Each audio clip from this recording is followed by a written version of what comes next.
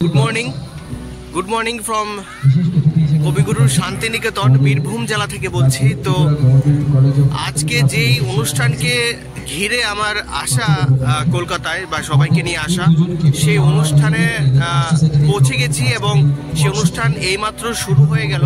শেষে এখন আমরা দেখব অনুষ্ঠানে কীরকম ধরনের, আসলে এটা একটা ওয়ার্কশপ, স্কল পেন্টিং ওয়ার্কশপ। তো সেই স্কল পেন্টিং ওয়ার্কশপে যেভাবে বাচ্চারা যেভাবে আর্ট করবে বা ওয়ার্কশপের মধ্যে ড্রয়িং করবে, সেই সবগুলো জিনিস তোমাদের সঙ্গে শেয়ার করব। আর এখান থেকে মানে আমার শিক্ষালয় আর্ট অ্যান্ড ক্রাফট সেন্টার থেকে মোট 4 জন ছাত্রছাত্রী সুযোগ পেয়েছে এই ইন্টারন্যাশনাল কম্পিটিশনে, এবং সেই ক্ষেত্রে 4 জনে ছুটে আসা শান্তিনিকেতন দেখাচ্ছি। এবং এই ছোট ব্লগটা আবার অবশ্যই তোমাদের জন্য সঙ্গে থাকো। প্রায় 3 মাস আগে থেকেই এই প্রস্তুতি ছিল আর্ট ওয়ার্কশপ আর এই ইন্টারন্যাশনাল ড্রয়িং কম্পিটিশনের জন্য। তো তোমাদের সবাইকে জানিয়ে রাখি, আর অবশ্যই তোমরা জানো আগে থেকে, যে আমার আন্ডারে শিক্ষালয় আর্ট অ্যান্ড ক্রাফট সেন্টার নামে আমার ড্রয়িং স্কুল রয়েছে, যেখানে রয়েছে প্রায় 2টি ব্রাঞ্চ।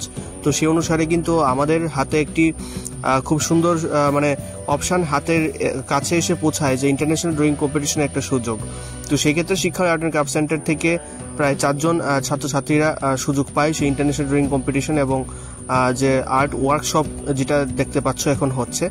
তো এটার জন্য কৃতজ্ঞতা জানাই আর্ট সোসাইটির কর্ণধারকে, আমাদের এরকম একটি সুযোগ করে দেওয়ার জন্য। তো এটা হলো গৃহীতা দাস। গৃহীতা সে এই সুন্দর যে স্ক্রল পেন্টিং দেখতে পাচ্ছ, যেটা ওয়ার্কশপ হচ্ছে, সে এটা এঁকেছে এবং আমার ছাত্রী, এবং সে হয়েছে স্নিগ্ধা সরকার, সেও স্ক্রল পেন্টিং কম্পিটিশনে অংশগ্রহণ করে। সুদূর আগরতলা থেকে আমরা সবাই কলকাতার উদ্দেশ্যে যাই, এবং সেখানে কিন্তু আমরা কবিগুরু শান্তিনিকেতনে এখানে আমরা সেই অনুষ্ঠানটা সুন্দর করে মানে উদযাপন করি আর কি। তো সেক্ষেত্রে একটি খুব সুবর্ণ সুযোগ, এবং আর সেক্ষেত্রে আমরাও খুব ভাগ্যবান যে যেখানে কবিগুরু শান্তিনিকেতনে এরকম একটি জায়গায় আমরা এই অনুষ্ঠানটা করতে পারলাম। এবং সেক্ষেত্রে শিক্ষালয় আর্ট অ্যান্ড ক্রাফট সেন্টারও খুব গর্বিত যে ছাত্রছাত্রীরা সুযোগ পেয়েছে। রাজ্যের এবং বহিরাজ্যের অনেক ছাত্রছাত্রীরা অংশগ্রহণ করেছে, তোমরা যেমন দেখতে পাচ্ছ।